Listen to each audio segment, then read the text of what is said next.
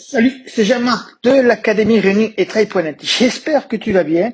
Et dans cet nouveau podcast, on va toujours tourner, toujours parler. En ce moment, c'est la semaine pour parler comment progresser en course à pied sans faire de VMA, sans avoir à booster sa VMA. Surtout quand on s'aperçoit qu'on le sait, tu sais certainement, excuse-moi, j'ai soufflé sur mon clavier, on le sait quand avec l'âge, la VMA diminue et donc il faut trouver des parades, trouver d'autres manières de s'entraîner justement pour continuer à progresser en course à pied et continuer à améliorer ses chronos et à mieux courir aussi également. Et là, en ce moment, cette semaine, je te parle de renforcement musculaire, de musculation et de travail de foulée. Là, on est focus sur la musculation. Si tu as suivi le précédent audio, je t'ai donné 7 intérêts de faire de la musculation en course à pied. Je vais pas les renouveler là. Je te mettrai juste un lien en dessous si tu veux revoir, réécouter plutôt ce podcast. Là, aujourd'hui, on va aborder donc combien de fois par semaine faut-il faire du renforcement musculaire ou de la musculation quand tu es coureur à pied. Mais avant cela, je t'invite à regarder les liens qu'il y a en dessous. Le premier lien, c'est le canal, notre canal officiel de l'Académie Running et Trail pour être au courant de toutes les dernières vidéos podcast qui sortent avec des fiches pratiques à télécharger, aussi des salons vocaux en direct où on pourra échanger comme celui qui va avoir lieu dimanche soir. Alors, je sais pas à quel moment tu regardes cette vidéo, mais dimanche soir, il y aura un salon vocal autour de la foulée du coureur à pied.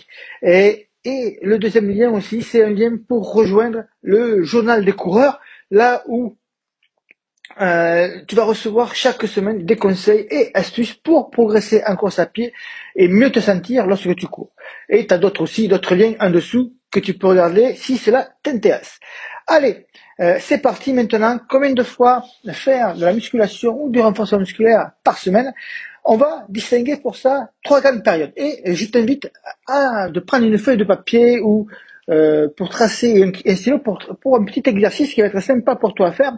On va distinguer 3 grandes périodes, donc en fonction d'où tu en es dans ta saison sportive. La première partie de ta saison, on va dire que c'est en préparation, lorsque tu es en préparation générale, que tu es hors période de compétition, hors période de préparation en compétition. Ça peut être par exemple octobre, novembre et début janvier si tu fais un marathon en avril, parce qu'il y a 3 mois de préparation grosso modo pour un marathon, pour un trail, ou pour un kilomètre, ou pour un semi, ce que tu veux. Et donc cette période-là va permettre justement d'être beaucoup plus focus sur tes qualités de coureur à pied, celles que tu dois travailler, qui sont tes points forts, continuer à les entretenir, et celles qui sont tes points faibles pour tenter de les améliorer. Par exemple, on peut se retrouver donc dans cette période hors compétition, un début de saison, mais il y a aussi d'autres moments de la saison, entre 2 marathons, par exemple entre le marathon du mois d'avril et le marathon du mois d'octobre, tu as trouvé des périodes creuses, où c'est que tu vas pouvoir retravailler justement tes qualités et tes défauts.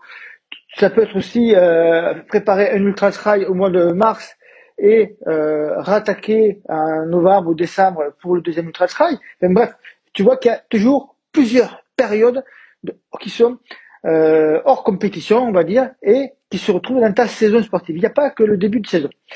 Pendant ces périodes-là, tu vas pouvoir, comme tu n'as pas de compétition préparée, tu vas pouvoir faire du renforcement musculaire ou de la musculation à raison de 2 à 3 fois par semaine.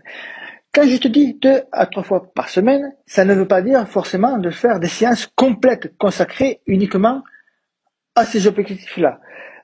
Tu peux très bien panacher course à pied et musculation ou renforcement musculaire. Ça, on le verra dans un prochain audio aussi. J'espère pouvoir te le faire. Mais tu peux très bien aussi avoir une séance complète de renforcement musculaire ou de musculation. Tu fais un petit échauffement, par exemple, 15-20 minutes. Et après, tu fais ta séance complète avec des exercices pour travailler principalement les jambes, mollets, cuisses, mais aussi pense à travailler le dos, les abdos, et aussi un petit peu le bras, le torse, tout ça pour être bien gainé au niveau du haut du corps. Ça, c'est la première phase du début de saison. Ensuite, lorsqu'on rentre en préparation de compétition, c'est-à-dire que tu vas avoir un calendrier de course que tu vas peut-être enchaîner, un 10 km, un semi, un marathon.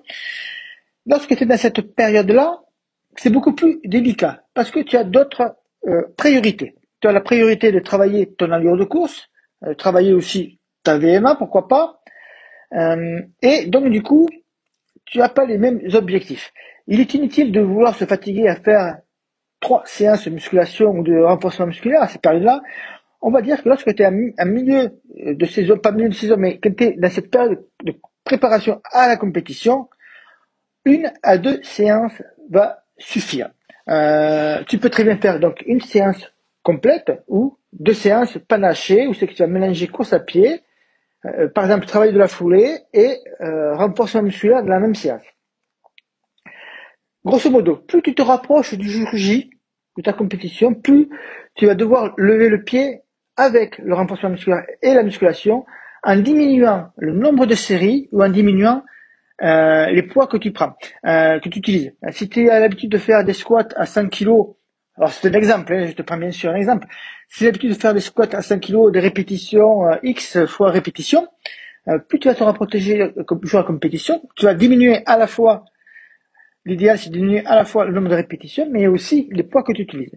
Avec une règle principale à retenir, à 15 jours de ton objectif, plus de musculation, plus de renforcement musculaire, pour la simple et bonne raison que si tu fais ça, tu vas fatiguer ton muscle et tes muscles, ton corps a besoin de récupérer des semaines avant qui ont été assez intensives au niveau entraînement, si tu t'as été bien fait. Il a besoin de récupérer et de se mettre en condition optimale pour réussir à être en pleine forme le jour J. Si tu te mets des séances de musculation pendant cette période-là, tu es sûr que tu vas arriver avec des muscles fatigués, qui auront mal récupéré et tu seras moins performant en course à pied. À 15 jours, je le répète, à 15 jours de ta compétition, on stoppe totalement la musculation, le renforcement musculaire. Ça, c'était lorsqu'il était en saison de compétition et pour moi, j'ai rajouté une troisième phase. La troisième phase, c'est... Alors la première phase, c'était lorsque tu étais en début de saison ou que tu es dans une période creuse. L'autre fois, c'est lorsque tu prépares une compétition. Et la troisième phase, c'est lorsque tu es en récupération après un enchaînement de compétition ou après de lourds entraînements. Lorsque tu as fait par exemple un stage, alors ça j'ai parlé dans un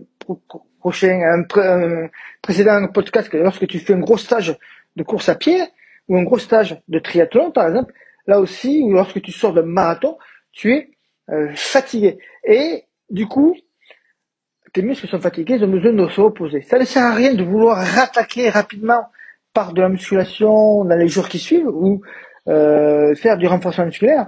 Laisse-toi le temps de bien récupérer et je te donnerai le même locomotive, grosso modo, surtout après après un ultra trail ou un marathon.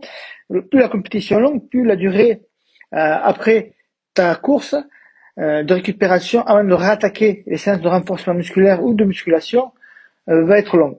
Compte, après un marathon ou un ultra-trail, moi je te conseille 15 jours avant de réattaquer par une séance de musculation ou de renforcement musculaire.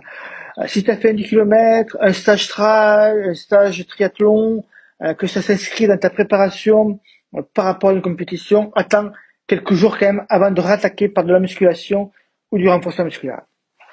Donc voilà les 3 grandes phases. Et maintenant, voilà l'exercice que je te propose. C'est tu prends un stylo, une feuille, ou tu ouvres un document Word, et tu vas dessiner un long trait. Sur ce long trait, tu vas mettre ton objectif à droite, tu mets ton objectif à droite si idéal, l'objectif à droite, et tu vas diminuer vers la gauche, tu vas mettre et placer ta séance de préparation, plutôt tes 3 mois, ou tes 2 mois, selon combien tu veux le temps de préparer en 10 semaines, 12 semaines, ta course. Donc tu mets bien toutes les semaines-là et tu vas pouvoir déjà que dans cette partie-là, tu vas pouvoir caler 1-2 séances maximum de renforcement musculaire, musculation. Et si tu as la chance, en faisant ça, d'avoir une période de 4-8 semaines juste avant d'attaquer cette préparation spécifique, à ce moment-là, tu vas pouvoir faire 2-3 séances de renforcement musculaire, musculation ou de travail technique. Moi, j'englobe très souvent tout ça ensemble. Et tu vas pouvoir le travailler et être beaucoup plus focus dessus, avec aussi, pourquoi pas, de la VMA un peu plus poussée, pour travailler ta VMA. Mais ce n'est pas obligatoire. Tu peux déjà progresser en course à pied rien qu'avec le travail de la foulée et le renforcement musculaire. Donc, tu vois que tu as cette période-là de 4-8 semaines et justement, c'est l'objectif du programme que je te propose et que tu vas trouver en dessous dans les liens. Je t'avais parlé de plusieurs liens. Le canal officiel de l'académie, je t'ai mis le lien aussi du journal des coureurs et tu as aussi le lien donc du programme qui s'appelle la foulée efficace où c'est justement, on va marcher sur tes deux jambes. Une jambe qui va faire, il faut voir ça de manière dessinée bien sûr. On va travailler sur une jambe côté renforcement musculaire et l'autre côté travail de la foulée. Bien sûr, les deux jambes vont être ensemble, mais c'est l'image que je vais te donner. Tu vas pouvoir ensuite les associer. On les a associés pour toi dans un programme, des programmes et des plans d'entraînement équilibrés, que tu fasses la course à pied sur route ou du trail, avec du renforcement musculaire, avec du travail de foulée pour t'aider à progresser avant d'attaquer une préparation spécifique à une course. Tu as ça, je te mets le lien en dessous, ce sont des plans modulables, c'est notre garantie. Tu as de la permanence téléphonique, tu as du support illimité, tu as un accès illimité au programme. Par contre, je te préviens déjà, nos programmes ne sont disponibles que quelques jours dans une période très spécifique et je peux déjà te dire, si tu ne le sais pas encore, que le programme La Foulée Efficace fermera ses portes dimanche soir.